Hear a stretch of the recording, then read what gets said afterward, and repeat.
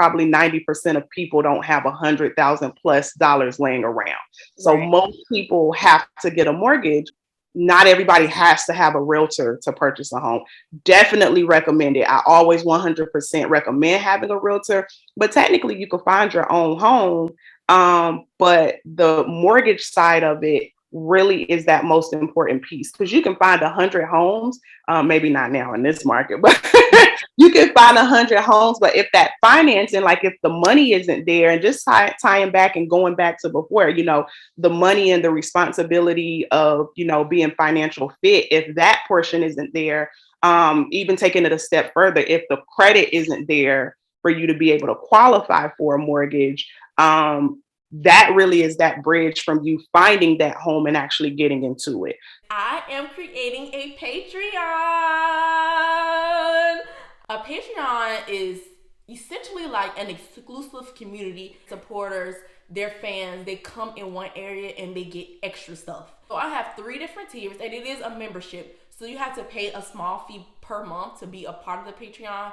But what I am giving compared to what you have to pay per month, pennies compared to what I am giving. Please click the link in the description box. I am so excited. It's just gonna be so dope. And like I said, if you like my free content now, baby, the Patreon. If you're on YouTube, you can see what I'm doing. But if you're listening on podcast, I'm basically saying like it's just up a whole nother level. Get your water, get some wine. I should have had some wine. With exposure, execution, and consistency, there is nothing you can't do. Just keep planting.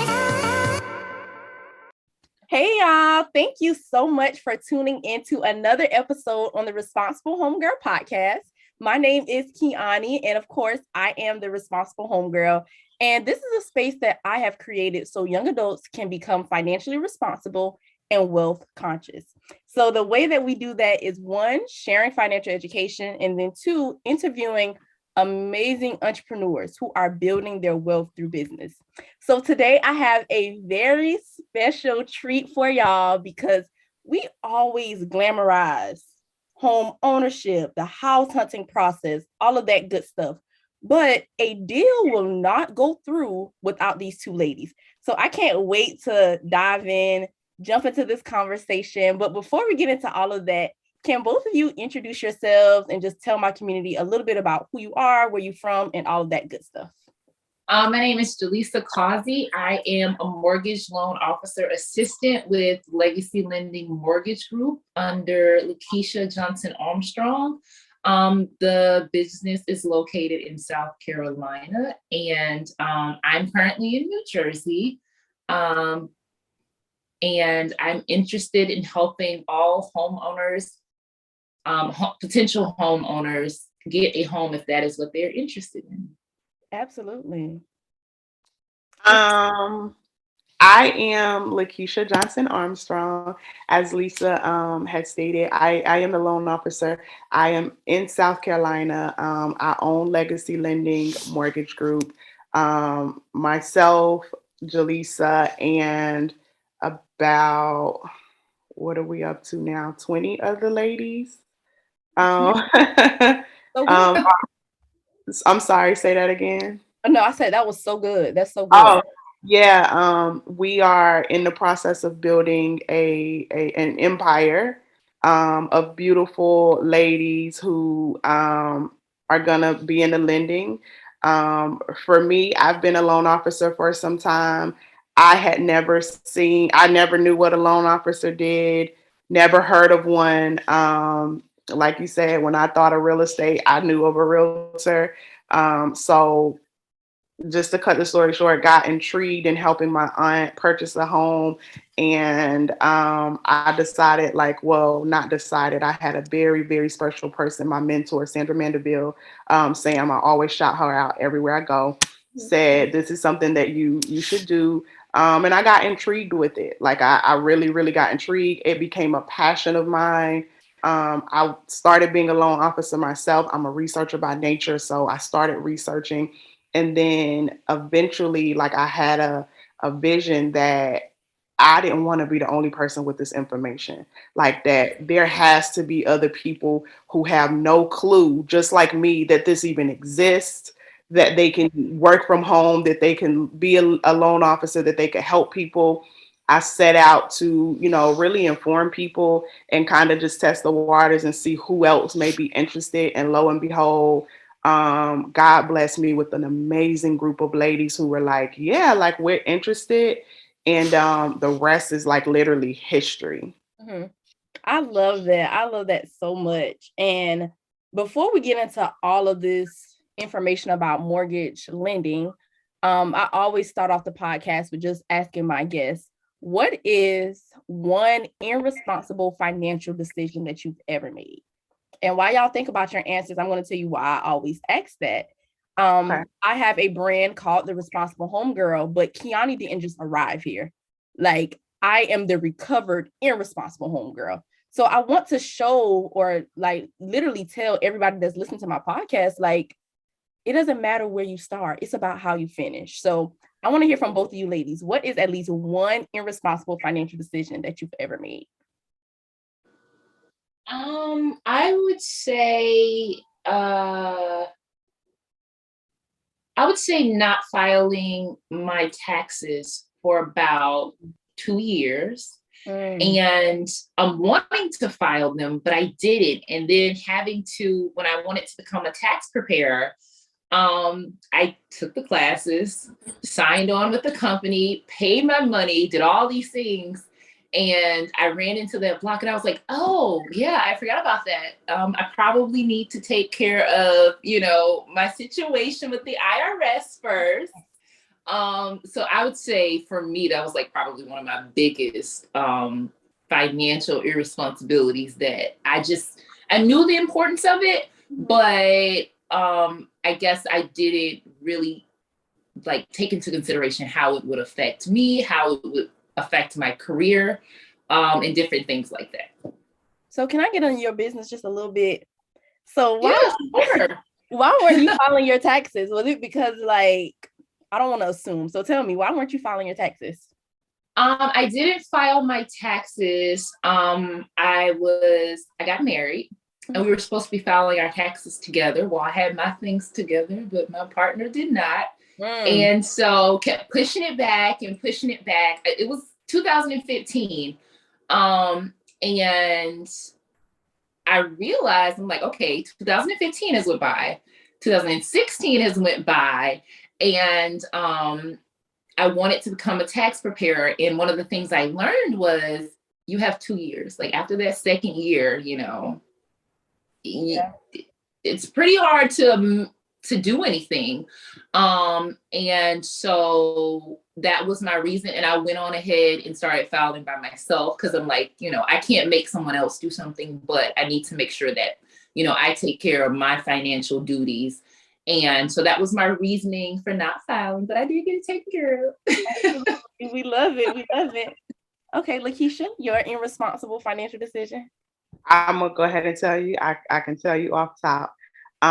When I first started working, I came from being like spoiled rotten. So like my parents, my aunts and uncles, my grandmother, everybody spoiled me. So when I first started working, I just worked because it was the thing to do.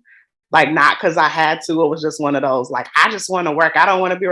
And I blew every single paycheck that I got for like 2 years straight. Like literally as soon as I got paid, and I was getting paid well because my first job was, I was a manager. And at the time the salary was like $40,000. And back in 07, 08, like that was like, and I didn't have any bills. Like I had no bills. Like I didn't pay anything. The only thing I paid for was to put gas in my car. I drove a little 97 Honda. So gas was like $30 and it lasted me 2 weeks.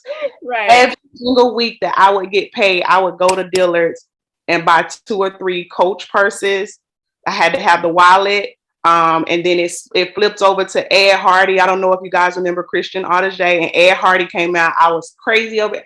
I took every single paycheck, every single pay period, every single time, blew the entire check, didn't save anything because I had the mentality of gonna get it right back. Like I don't have any bills. I don't, what do I need to save for? And it wasn't until I met my husband and we had a family, and then, you know, I had to be an adult and I had bills and things like that, until that mindset was changed. But like for 2 straight years, man, I balled out and spent every dime. And I just think, like, didn't know anything about a 401k or anything like that. So I even to this day think about it like, man, during that time, and I had, before becoming a manager, like worked at that same company for like 2 years. So like even then I was thinking that like I was there maybe 5-6 years total. I could have had a 401k and really just, you know, had a forced savings, even if I was doing that. So that's one of the biggest regrets of my life, is that I didn't just take some of that, or at least have a 401k. But, you know, I was never taught that. Didn't know, you know, that I needed to do that. So just irresponsible, young and dumb. Thank you both for your stories. And for everybody listening, like, 2 things that I need y'all to get from this. 1, pay your taxes, please. Absolutely. The IRS is going to come for you. Pay your taxes. And then the second thing is really managing your money, because you really have to be faithful with what you have right now, especially if you're wanting more. And then something key that stood out to me was like, you didn't know a thing about a 401k. And I'm pretty sure there's somebody listening to this right now. You probably just graduated from college, you have a full-time job, but you're not contributing to your 401k. Look into that. Get details about if your company even offers a 401k. Ask them, do they provide a company match? And all of that means is whatever you put in, they might match it up to a certain percent. So I'm telling y'all don't want to miss out on the opportunity to prepare for your future selves and not just focus on what you got going on right now. Right. So now, ladies, let's transition into mortgage lending. Can you tell me more about mortgage lending and how important it is within the home buying process? This episode is being sponsored by Saturday School. On March 19th, I'll be hosting the first ever Saturday School, teaching you all how I make thousands off of a product I don't own by wholesaling mobile homes. Just imagine that, a great side hustle that you don't have to invest money in, but you can make thousands off of. Come on now. Make sure you go register for Saturday School. The link is below in the description box, or you can go to theresponsiblehomegirl.com and register to make sure that your spot is secure. There are only 20 spots. So if you are interested in wholesaling mobile homes and, like I said, earning thousands off of a product that you don't own, make sure you register. Let's get back into the episode. Yes, definitely. Like we touched on before, when people think about buying a home, instantly, me as well, initially, you know, they think of a realtor. They don't know what loan officers is. They don't know, you know, the steps to getting prepared. They just know, I want to buy a home.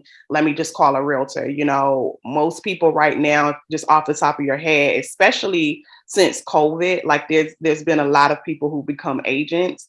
But probably off the top of most people's head, either directly or indirectly, they know at least 5 agents that they can just rattle off, like whether they personally know them or just, you know, they've come in contact with or something like that. Loan officers, not so much. So people don't know about the mortgage side, and I don't think really understand that, you know, yes, you can purchase a home without getting a mortgage, you know, with cash, but probably 90% of people don't have $100,000+ laying around. So most people have to get a mortgage, unfortunately, to purchase a home. Not everybody has to have a realtor to purchase a home. Definitely recommend it. I always 100% recommend having a realtor, but technically you can find your own home.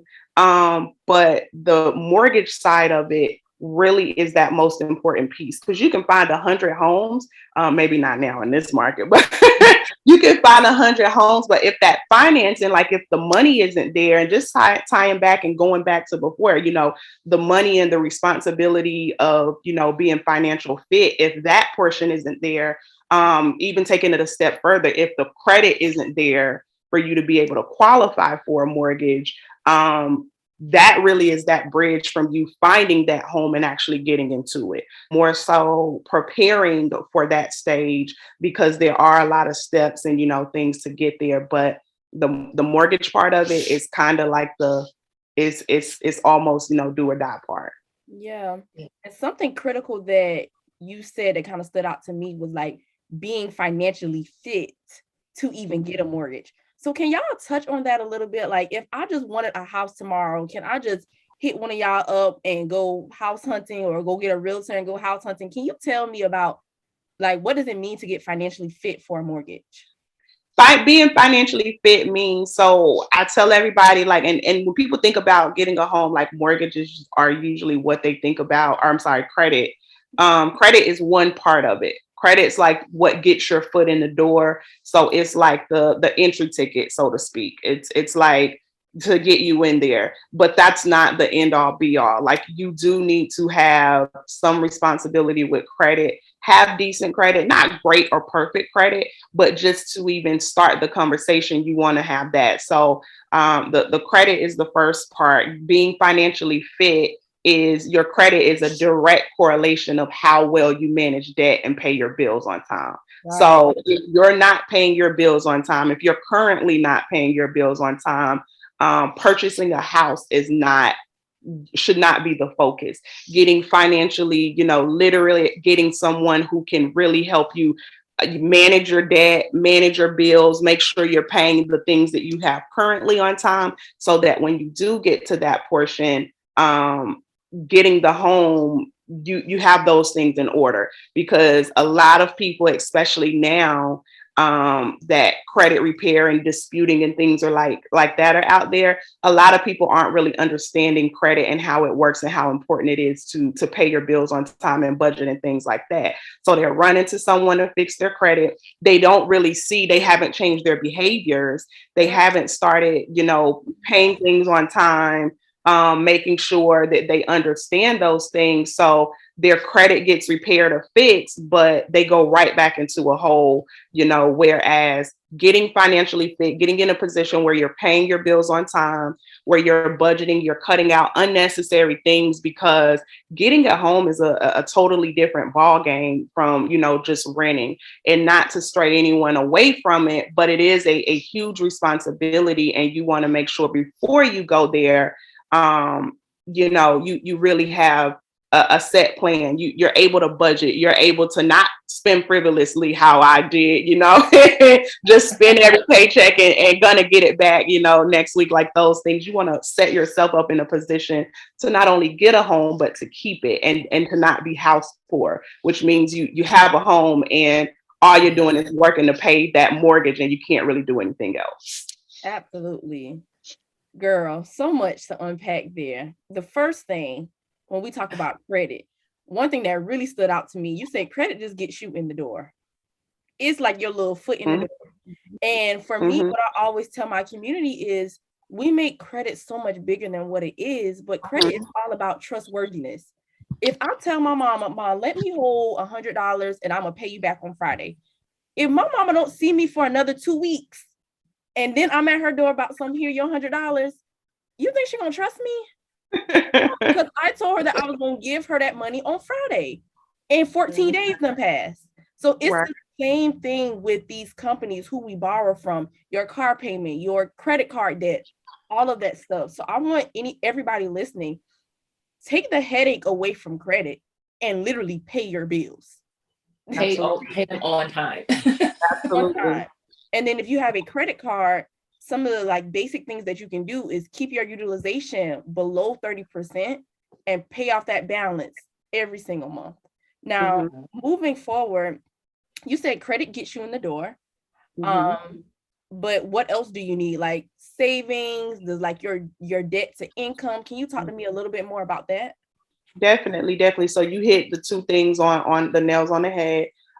Savings. A lot of people, they hear down payment assistance or no money down programs, and they think like, oh, I'm gonna get a house with no money down, so I don't need any money. And that's unrealistic. Yes, there are programs where you can get no money down. Yes, there's down payment assistance. But first and foremost, those programs, first off, are going to require you to have a decent credit score. If they're going to give you money or they're going to give you these terms, they want to know that you're someone who's going to pay your bills on time. So again, the credit. But not only that, with those programs, sometimes there's income limits. meaning you can't make over a certain amount because they feel like if you make over a certain amount, you shouldn't have to qualify for down payment assistance or, no down payment, things like that. So first off, saving as much as you can. Again, a 401k, great for savings. You can use a 401k. I like to tell people, think about it. Like when you're getting a 401k, it's a retirement. It's what you plan to do after, you stop working whenever. Well, one of the things a lot of people plan to do is pay their home off. So you have a 401k. It's a for savings. A lot of 401ks will let you withdraw or borrow from it to purchase a home. That means you don't have to come out of your pocket. So that's an option. If you can't save, if you can't cut out some of the things that aren't necessities, like, those purses that I was getting when I got ready to be a responsible adult, I had to just, this one purse for a month or two, all of those things that are unnecessary, saving, because lenders want to see that you have money. Like they're going to lend you money, but they want to see that you're able to save and have some of your own. They don't want you to put up everything you have into purchasing this house. And then something happens in a month or two and you don't have any money and they look at it like, how are you going to pay me back? So absolutely, definitely a savings, even if you plan to get down payment assistance or no money down programs, without going too in depth. There are things that you pay for upfront, independently of when you get to the closing table. So earnest money, that's a deposit that you put on a contract when someone accepts your offer. Appraisals, you have to pay for the home to see how much it's worth. Inspections tells you if there's something wrong with the home. Those are things you're going to have to pay for out of your pocket. So you have to have some money, and on average, those things can be, as little as $2,000 up. So you really have to save as much as you can, cut out as much as you can to have a savings. And then the other part of that is exactly what you said, debt to income. Debt to income ratio, for those who don't know, is in relation to how much you make monthly, your monthly income, how much debt do you have? If you are making $3,000 a month, but all your bills are $5,000, a bank isn't trying to give you a mortgage to add in because you're already not able to pay that. So keeping your debts low. So that means, if you don't have to have the latest car with the high car payment, maybe settling for a car that you pay cash for that gets you where you need to go. But if getting a home, it can be an asset, we talk about generational wealth and things like that and how these cars depreciate. And there's nothing wrong with having, a nice car, anything like that. Don't want anyone to mistake that. But in relation to getting a home, if you can wait, get the car after. Credit cards, that utilization and running those cards up, that counts as debt. So keeping that paid down and keeping that low. Debt to income, I tell people, I call it the silent killer. You could have a perfect 850 credit score. So many people are laser focused on their credit. They're working on credit for a year. They're working on it for 2 years. And they're like, boom, I'm finally to a 700, 800, put in an application. And we have to tell them, sorry, we can't get you approved for anything. Or I can only get you approved for $60,000. And they're like, but my credit scores are 850. What are you talking about? Debt to income tells them how much you can qualify for. That is actually what qualifies you for an amount. So a lot of people think it's the credit. It's not. The debt to income says, this is how much income I make a month. And mortgage companies have a set amount. They really don't want you spending more than an average 30% of your monthly income on a mortgage. That lets them know that you have other disposable income to do other things. Now that's like the average, and there's different numbers, but that debt to income can really kill a deal. Things like student loans, car loans, personal loans, all of those things that report to your credit and that are debts, they're counted in there. And they want to make sure that if you have this mortgage, like the bank's job and the underwriters who approves a loan and denies them, their job for the bank is to make sure that you can comfortably pay this money back. And that we think that if we lend you this money, we can realistically get it back.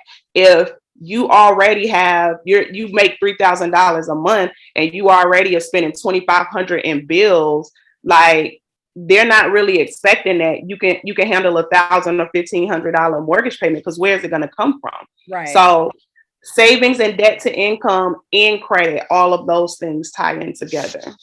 Ooh, so many gems. I hope y'all got y'all notepad out, got y'all pen out, because literally, this is so much great information. And one powerful thing that you said, and I want everybody to, hear this again. People are so focused on credit, but your debt to income ratio can kill a deal. So I want y'all, if you can avoid that debt, if you can avoid just, anything that may hinder your process, your home buying process, please do so. Please do so, as well as, work on your credit and your savings. Definitely. Lisa, I'm gonna let you jump in here, and I'm gonna throw her a little assist really quick at alley oop and watch how she slam dunks it. So Lisa is able to do credit analysis for those people who need that credit help. So I'll let you jump in and kind of tell them about that and what you can do there. Okay, so one thing that Legacy does is we provide mortgage credit report analysis. And what we try to do is we let you know what position you are in your home buying journey. We let you know if you're ready to purchase a home. We let you know if there are things on your report that will need to be removed prior to submitting a home loan application. One of the things we really focus on is the utilization. And most people don't know that utilization bears such a heavy weight on your credit score. And for mortgage loans, for home loan applications, we like to see that utilization at about 3%. LaKeshia has done a lot of research, and she's tried 10% and 6%. And what she's found is when you get your utilization down to about 3%, and that's going to include all of your revolving accounts. For those of you who don't know, your revolving accounts are going to be your credit cards, your lines of credit. And so what we want to see is of the amount of available credit you have, the total amount that you have available. What we want to see is that utilization around 3% on each account, LaKeshia, or on all accounts? Either or. So if you have 3% on all, the average of it'll come out to 3%, or you can pay all down to except one, and then have 3% on one. But basically the total, or the opposite, if one is higher but one is lower, it'll average out. So either or. Okay. Thank you for sharing that too, because I know we always preach like keep it below 30%, but with y'all being specific about 3% or less, like I feel like that can help people out. It can in the mortgage world, and that's what we tell people is, there's the general credit guidelines, and then in the mortgage world, going from 30 to 3 can it could be like the difference in like 20 points, and sometimes you're right there, you're at a 600 and you need a 620, and you're like, I'm at 30%. That's what people been telling me. The mortgage credit scores, the mortgage algorithm for the mortgage FICO scores, for those who do not know, there are specific mortgage scores. So that's another piece. A lot of people don't know that those exist. They don't know to monitor those. So they're looking at like Credit Karma, or a lot of people have stepped up and they're like, no, I know my FICO scores now because I get it from my credit card, or I get it from Experian. None of those scores are your mortgage scores. And then you go you put your application in, and you're like, I know my scores are, 640, whatever. And then the lender pulls it and the lender says, you got a 572. And people are devastated. Like they get so discouraged. They're like, I did all this work, this said this. So first and foremost, there is a mortgage FICO score. So you want to monitor those. As Lisa was speaking about, we focus on your mortgage scores. We focus on the things that make the mortgage scores increase. And when it comes to the mortgage score and its algorithm, 3% is the sweet spot. I love that. From 30 to 3. I heard it first, from 30 to 3. I love it. So now segueing into, we talked about the importance of mortgage lending. We talked about basically how you can get financially fit, what you need to prepare. So say for instance, someone has already or is interested in going through the home buying process. Like, do they have to live in, I know y'all said that y'all are living in the upstate. Do they have to be from the upstate to work with you all? Do they have to be in South Carolina? How can they get connected to you all and really like take advantage of what you have to offer? So we are, go ahead. Oh, I was about to say, for the mortgage credit report analysis, it does not matter where you live. Okay. We provide that service to anyone and everyone who pulls their mortgage scores and sends them over to us. We look at your credit report, we provide you an analysis, and we provide you an action plan. The action plan will be things that you need to work on to get qualified to for a mortgage. But for that portion, you can be anywhere, but I'll let LaKeshia take the rest of it. Yes. And then, so right now we're only licensed in South Carolina. Okay. We have pending New Jersey, Virginia, Florida, Georgia, and North Carolina. We are literally just waiting for those. And anybody that is watching, please send us some approval vibes. Call the NMLS, Yes. give and pray, cross your fingers, eyes, and toes, and say, listen, we need them to get approved. But all jokes aside, towards the end of the year, it's renewal period, like continuing education and all of that. So when we started around November. We're like pending. So right now we're only licensed in South Carolina. The other states are pending. We're hoping, I'm hoping right now I can get an email while we're on here that's approved. But we're hoping, because it started speeding up a lot. We've seen a lot of things speeding up and happening. Hopefully by like February, March, those particular states, those 5 states will be approved. And then we plan to, by the end of 2022, be licensed in all states. Now, the states that we are pending in, if someone would like to build, because new construction can take it. Normally, it's like 6-7 months since COVID and since the influx in people buying homes. It's now 8 to 12 months. But if someone wants to purchase a home and they want to build and do a new construction home, if it's like 3 months or longer, they can go ahead. They can come over, put in an application. Let us look at everything and see. We just cannot close a deal in the state that we're not licensing, but we fully expect, like in the next month, no more than like 2 months, to be licensed in those states. And then once we have those first 5 states, the next batch, I believe, is Alabama, Texas, New York, and California, and then just expanding, 4 to 5 states at a time. So definitely, LegacyLendingMG.com is our website. You'll see all of the beautiful ladies on there. Lisa, I think, is like second or third on the list. So as you scroll, you guys will see Lisa there. But it's an amazing group of women. It's like a sisterhood. We're all positive. Everybody has the same amazing energy, like you guys see from Lisa. Like, it is just amazing. So whomever you reach out to and work with, like I said, hopefully 2022 ending, will be licensed everywhere. I love it. And I'm here for the expansion. Like, Yes. I just love that so much. And one thing that I pride myself on with the Responsible Homegirl is being the plug. So it's somebody that's listening right now and they're like, oh, shoot, I didn't even know like a mortgage loan officer does this. This may interest them. Can you tell them, like, if somebody is interested, what are the steps to becoming a mortgage loan officer? How can they get involved in helping more Black and Brown communities become homeowners? So in a nutshell, the steps are: you have to take a 20-hour pre-licensing course. I highly recommend Affinity Mortgage. I think it's Affinity Mortgage School. Is it Affinity Mortgage Training, Lisa? I think it's Affinity MLO training. MLO training. Okay. Yeah. Affinity MLO training is my recommendation.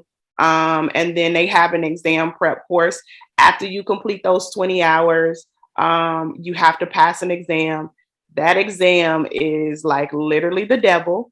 But it is possible. As we live and breathe here, you see that it is very possible. You have two people here who can speak that it's possible, but just, for lack of better words, it ain't no joke. Okay.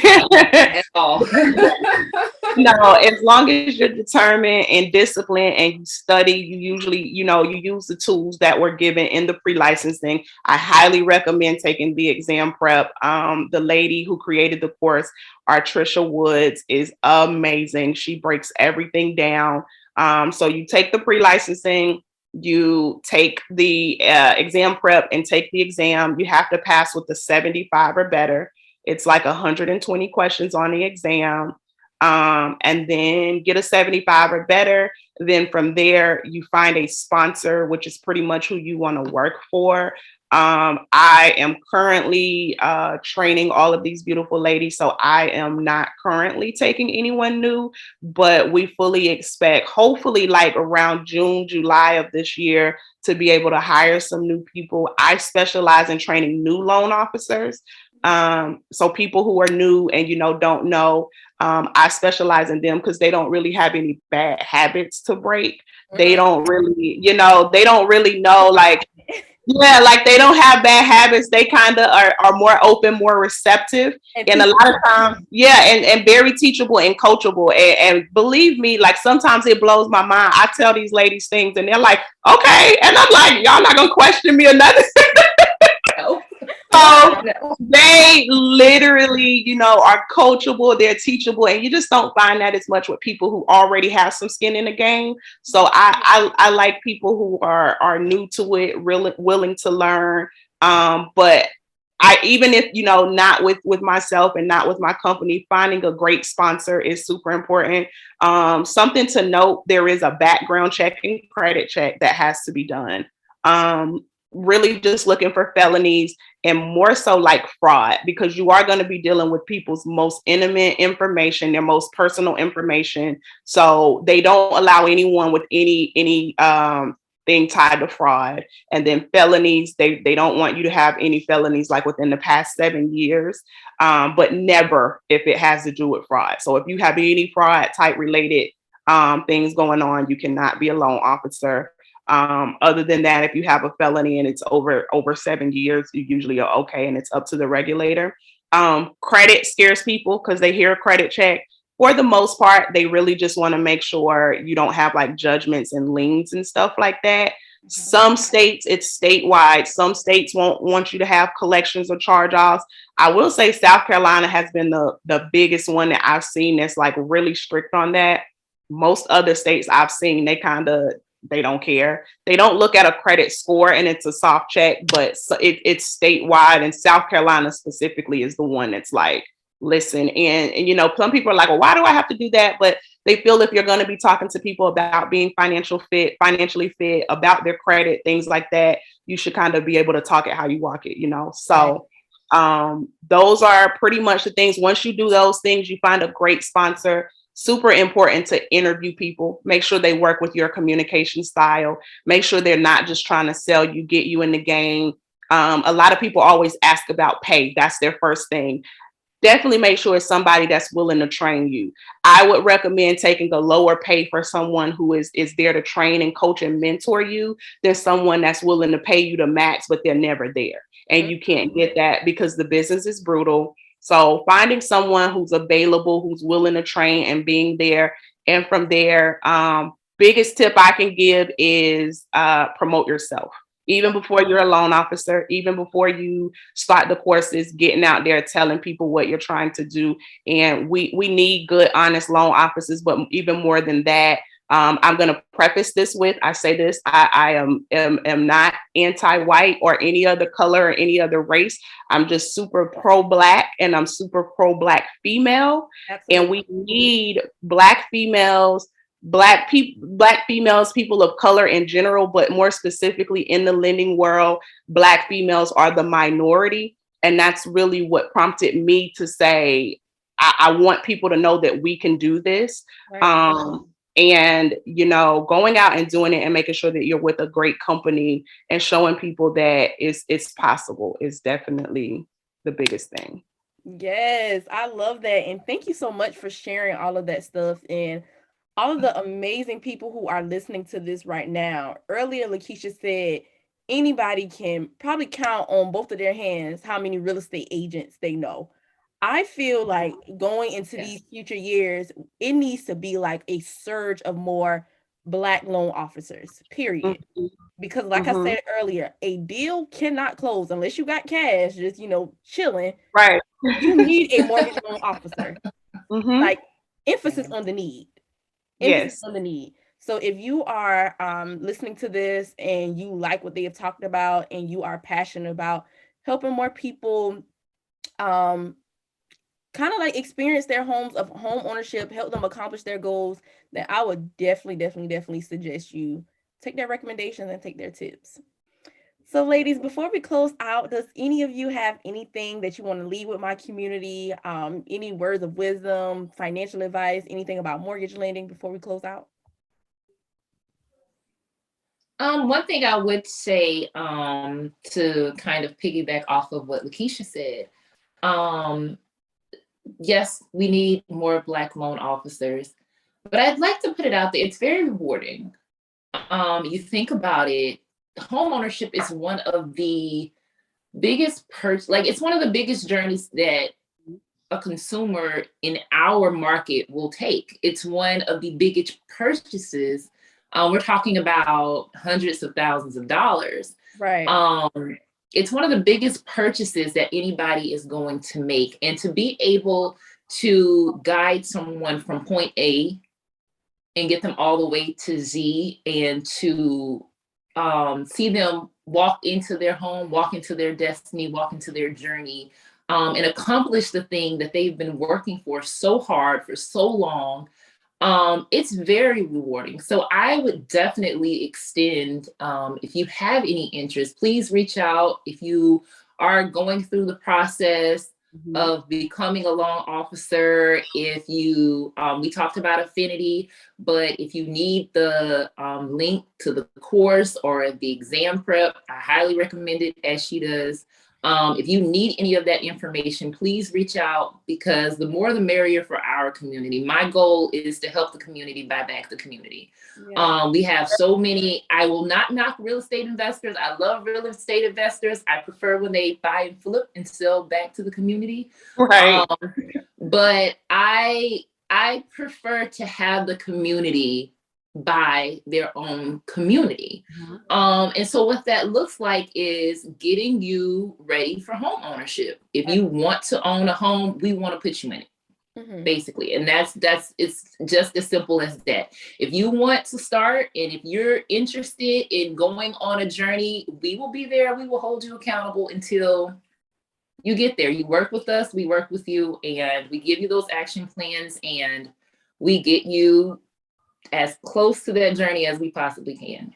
Yes, yes. And I want loan officers to become so normalized that people pick up the phone and call them like they call a real estate agent.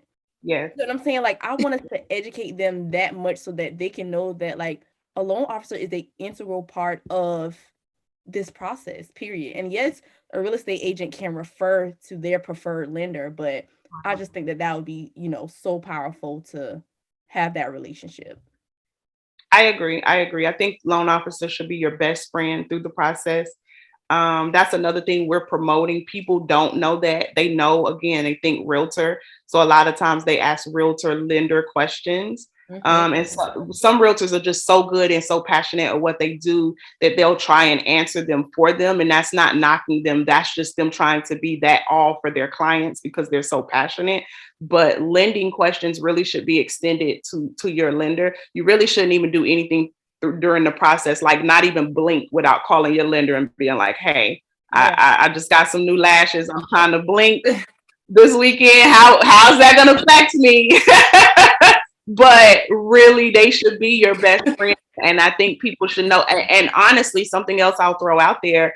Really, you should go to the loan officer before you go to the realtor, because the loan officer is who tells you your purchasing power. Absolutely. So without knowing that, you could, be potentially out here looking at $300-400 homes, but you only qualify for 120, and $120,000 home is not going to meet your expectations that you've seen on this $300,000 and $400,000 home. So the loan officer should really be where you start. They should be your best friend. we are counselors, we are teachers, we're loan officers, all of that rolled into one, because in the group of ladies that I have, they share my passion for it. We really have a passion and a will and a want to educate and see people do it. Like I tell everybody, if I was rich, I would probably still do this, because it does my heart well when I get to see someone, that comes and they never even thought that home ownership was possible, or they, didn't know, or a family member got a home and they were like, well, if they can, and they told me to come to you, I don't really know that I can, but I'm going to just, and to get them from there and see them at closing day, signing that paperwork for something that they never even thought possible, is just the best feeling in the world. And that is what we're trying to do. That's what we want. So people knowing that we're out there and we're available and that's what we do is just, amazing to get that. So definitely thank you for giving us this platform to be able to reach people and tell them. So I think what you're doing is amazing. Thank y'all so much. I really appreciate all of the gems. Like I always tell y'all listening to my podcast, take the notes, but take action. And I don't care if you are 23, 25, 33, 35, it does not matter. There's going to come a time where you want to stop renting and you want to own. And even if it's not today or if it's not tomorrow, these tips are going to help you. So take notes, take action, watch this 2 times. And like I always tell y'all, share this with your homegirls, share this with your homeboys, because we do not level up alone. Period. We don't level up alone. So don't just hoard all this information. Make sure you share this episode with somebody. And last but not least, always remember, with exposure, execution, and consistency, there is nothing you can't do. See y'all on the next episode. Bye, guys. On March 19th, it is going to be our very first Saturday school, and I'm teaching how I make thousands off of a product that I don't own by wholesaling mobile homes. Work smarter and not harder. Because if you can learn from my mistakes, you are expediting your process. Make sure you meet us in the class on March 19th. There are only 20 seats available. Get in the class. Get in the class. Thank y'all again so much for tuning in to the Responsible Homegirl podcast. If you are listening on YouTube, make sure that you subscribe to the channel. Comment what stuck out to you today. What are you going to take away? Do you have any questions? Anything that comes to mind, comment it below, because I want to be more engaged. I want to interact with you, so that can help me and it can also help you. Number 2, if you are listening on Apple Podcasts, please rate us. I mean, I believe we are a 5-star podcast, and I believe that other people need to know that as well. Give us a rating, please. Give us a review. And what I want to start doing is actually reading reviews so that I can just create a more engaged community. So, as y'all help me out, I'll be shouting y'all out. I'm so grateful for each and every one of you that keeps tuning in. Not 1 time a week, but 2 times a week. That's big. That is big. I love y'all so much.